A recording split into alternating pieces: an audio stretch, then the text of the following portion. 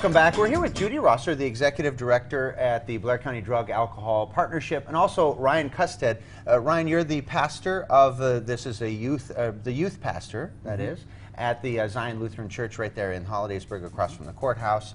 You guys are here to talk about a recovery walk, the Central PA Recovery Walk. My understanding is this is the first one that you get to do? Yes, we've been talking about it for a couple years. Rise for Recovery has been around for a while. It's a coalition to promote hope and address stigma around the disease of addiction, but this is something we've been wanting to do and finally got off the ground this year. This is going to be August 17th, and we'll tell you about that again. But the idea is, let's bring in those who struggle with addiction, those who are in recovery, families as well. Let's bring everybody in together so that we're just sort of accepting, understanding that this is something in our community, and that really the way forward is to be together about it and be open about it and know, and maybe seek help together.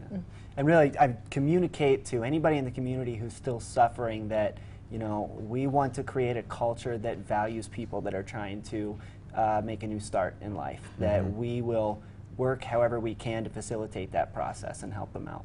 And you are the youth pastor there at your church, and I would imagine this is a conversation that you have to have with young kids. Yeah. How early have you found that you really need to start having conversations with kids about addiction, about alcohol, about drugs? When do you guys recommend?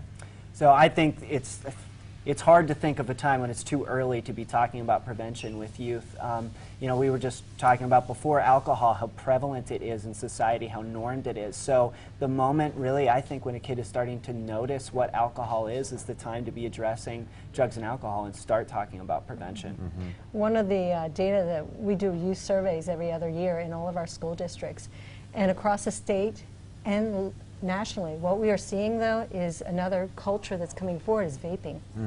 And parents aren't even aware of what these vaping Juuls and the things that they're using. They look like pieces of computer devices. Right. But 78% of our youth from age 6th grade by 8th grade are saying they have tried vaping already. Wow.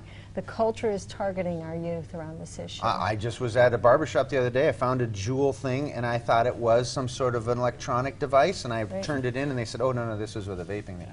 And I mean, I was kind of concerned about that. I have really indoctrinated into my kids about the dangers of smoking, just because it was involved in my family. But I haven't done the same effort and energy into alcohol. You know, in some ways, I think you wait until certain things are more prevalent. But I think you have to address all of these issues so early on. Well, and the biggest thing is developing skills in your kids. So it's not just about, you know, don't do this or this is the dangers here. It's really helping increase the communication in a family system and promoting strong boundaries and values that you're communicating, and then having consequences that you follow through with that help develop that relationship with the child, that they understand what is expected of them and what your concerns are for them. Certainly there are people that are watching right now who are addicted to something, and they know they need help. What do you suggest to them in these last few seconds here that we have about coming out and joining in, seeking help, or getting help with recovery? Well, first of all, anybody is welcome in our community that has any compassion around this. We want them to show up on August 17th, Saturday morning, in Legion Park in Hollidaysburg. At 10 o'clock is registration, 11 o'clock is the walk.